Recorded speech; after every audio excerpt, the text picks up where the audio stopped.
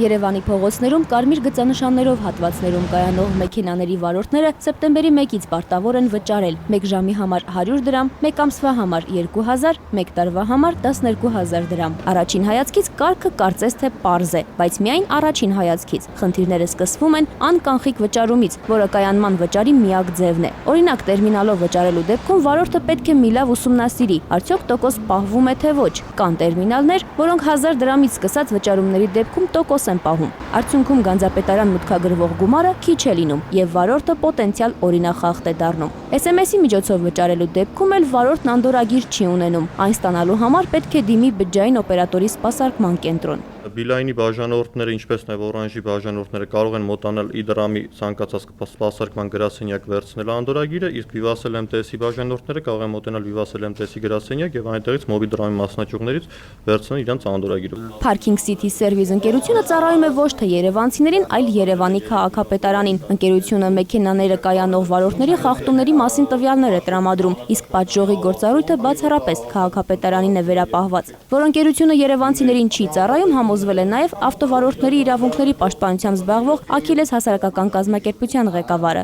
Էդուարդ Հովհաննիսյանը վստահեցնում է, վարորդներից նոր բողոքներ չի ստացել։ Միայն թե պարզ չէ, ով է արձանագրում խախտումները։ Տեսուչը չի կարա, ես տեսուչի օրինակով եմ վերցնում։ Տեսուչն է, որը որ ասում է, ես տեսա խախտում ու արձանագրեցի, բայց տեղ ով տեսավ ու արձանագրեց։ Դուք ինչ նյութեր եք ներկայացնում ապացույց, փաստ, որ քաղաքապետարան դրա հիման վրա արձանագրություն կրի։ Դուք ներկայացնում եք այդ։ Այո։ Մինչև հիմա Parking City Service ընկերությունը $3 միլիոն է ծախսել Երևանի փողոցները անհրաժեշտ միջոցներով կահավորելու համար։ Մինչև տարեվերջ ծախսը կկազմի 5 միլիոն։ Եվս այդքան կծախսվի հաջորդ տարի։ Ներկայում ամբողջությամբ կահավորված են Մաշտոցի պողոտան, Մոսկովյան, Սայաթնովա, Թումանյան, Խորենացի, Ամիրյան փողոցները։